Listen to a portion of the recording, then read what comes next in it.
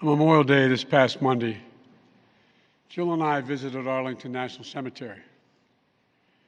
As we entered those hallowed grounds, we saw rows and rows of crosses among the rows of headstones with other emblems of belief, honoring those who paid the ultimate price on battlefields around the world.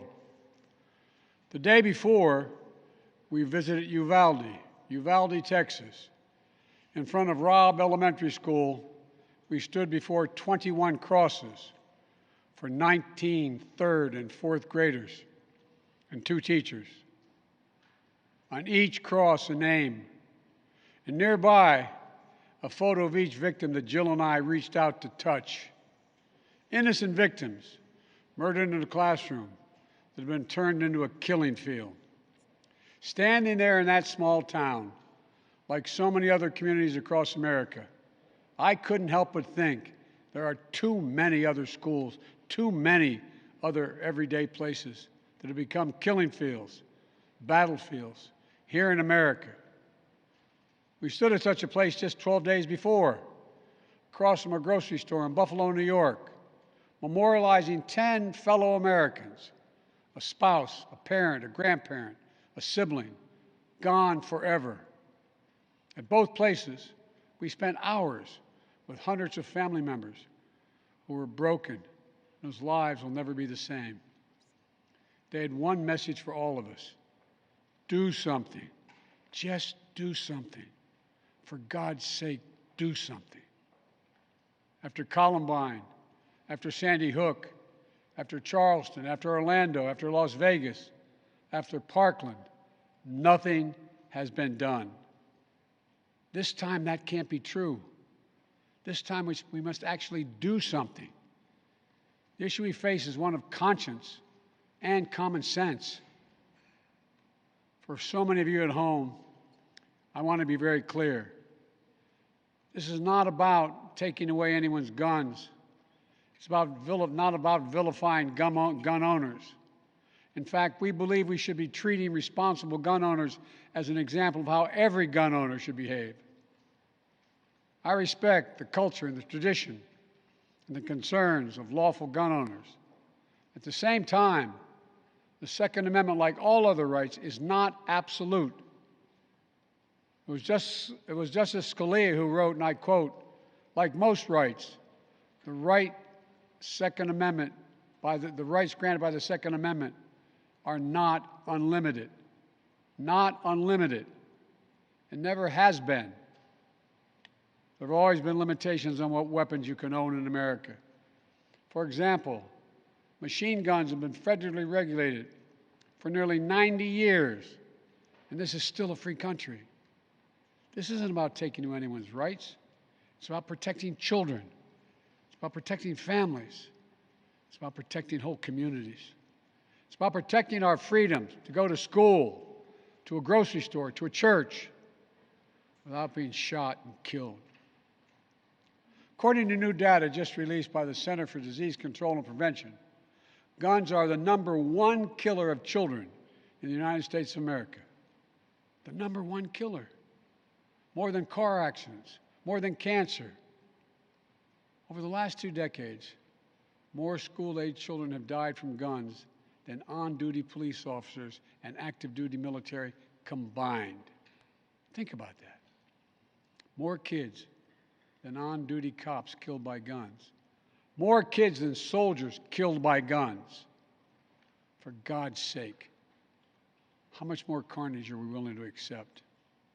How many more innocent American lives must be taken before we say enough, enough? I know that we can't prevent every tragedy, but here's what I believe we have to do. Here's what the overwhelming majority of American people believe we must do. Here's what the families in Buffalo and Uvalde in Texas told us we must do. We need to ban assault weapons and high-capacity magazines. And if we can't ban assault weapons, then we should raise the age to purchase them from 18 to 21. Strengthen background checks, enact safe storage law and red flag laws. Repeal the immunity that protects gun manufacturers from liability. Address the mental health crisis deepening the trauma of gun violence and as a consequence of that violence. These are rational, common sense measures. Here's what it all means. It all means this. We should reinstate the assault weapons ban on high-capacity magazines that we passed in 1994 with bipartisan support in Congress and the support of law enforcement. 9 categories of semi-automatic weapons were included in that ban, like AK-47s and AR-15s. And in the 10 years it was law, mass shootings went down. But after Republicans let the law expire in 2004, and those weapons were allowed to be sold again, mass shootings tripled. Those are the facts. A few years ago, the family of the inventor of the AR-15 said he would have been horrified to know that its design was being used to slaughter children and other innocent lives instead of being used as a military weapon on the battlefields as it was designed. That's what it was designed for. Enough. Enough. We should limit how many rounds a weapon can hold. Why in God's name should an ordinary citizen be able to purchase an assault weapon that holds 30-round magazines that let mass shooters fire hundreds of bullets in a matter of minutes? The damage was so devastating in Uvalde, parents had to do DNA swabs to identify the remains of their children.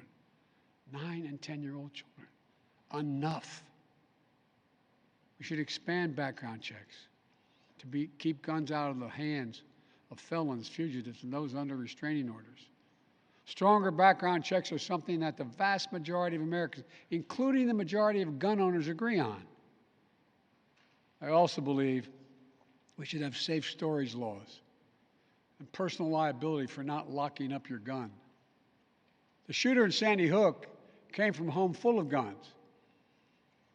They were too easy to access. That's how he got the weapons. The weapon he used to kill his mother and then murdered 26 people, including 20 first graders. If you own a weapon, you have a responsibility to secure it.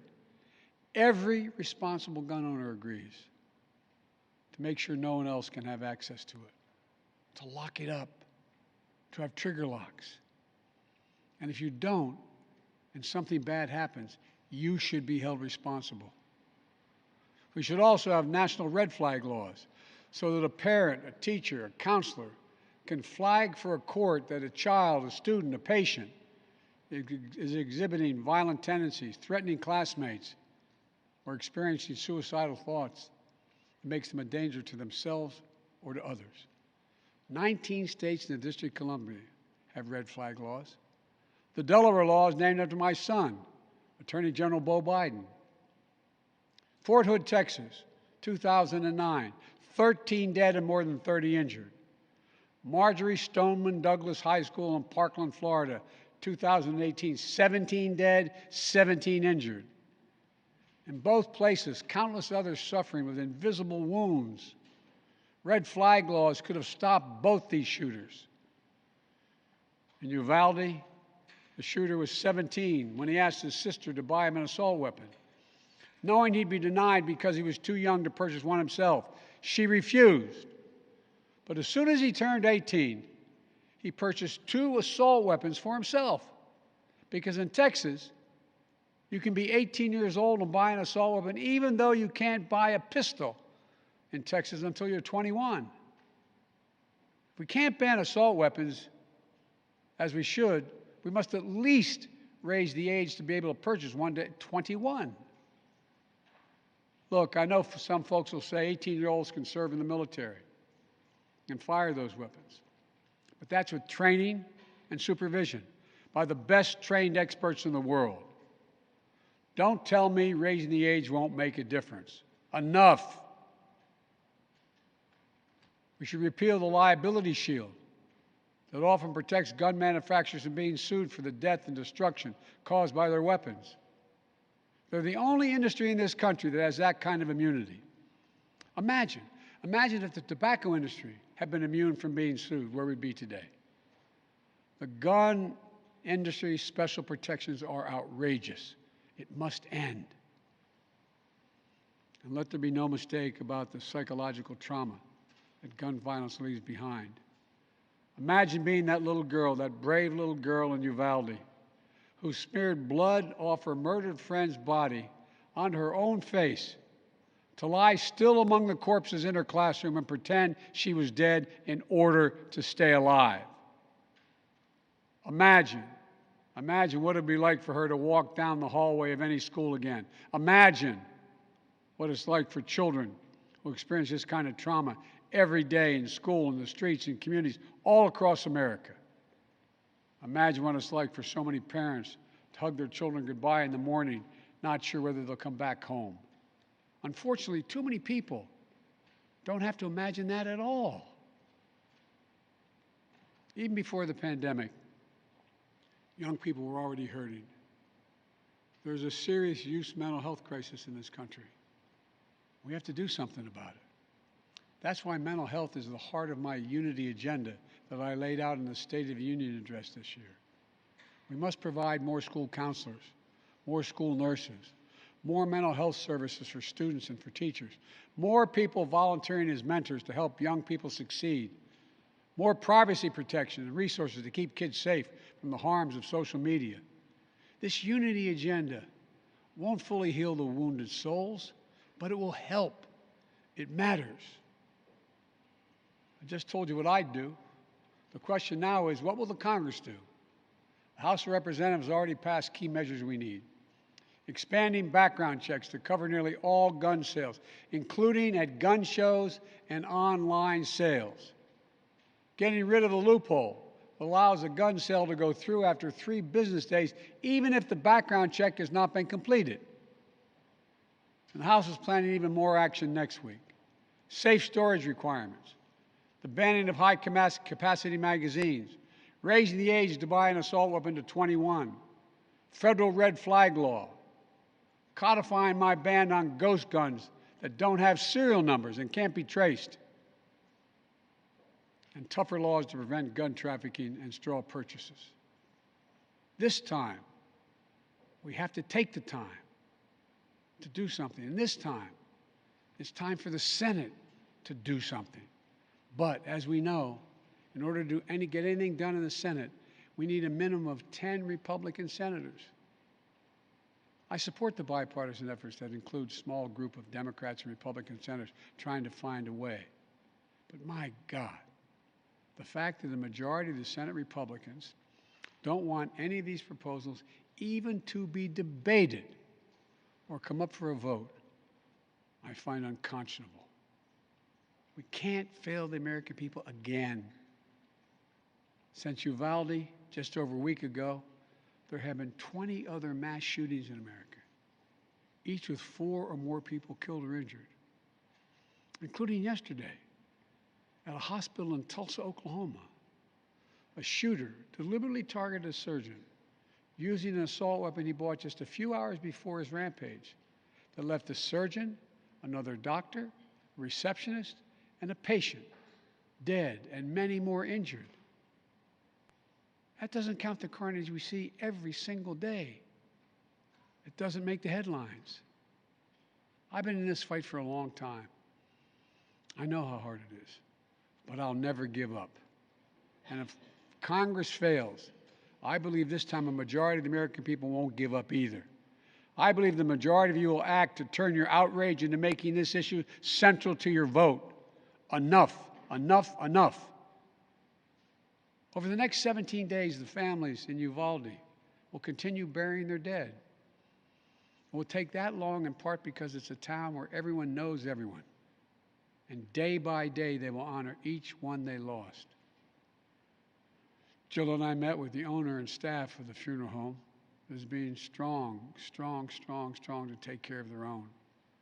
And the people of Uvalde mourn as they do over the next 17 days. What will we be doing as a nation? Jill and I met with the sister of the teacher who was murdered and whose husband died of a heart attack 2 days later, leaving behind 4 beautiful orphaned children, all now orphaned. The sister asked us, what could she say? What could she tell her nieces and nephews? It's the most heartbreaking moments that I can remember. All I could think to say was, I told her to hold them tight. Hold them tight. After visiting the school, we attended Mass at Sacred Heart Catholic Church with Father Eddie. In the pews, families and friends held each other tightly. As Archbishop Gustavo spoke, he asked the children in attendance to come up on the altar and sit in the altar with him as he spoke. There wasn't enough room, so Mom and her young son sat next to Jill and me in the first pew.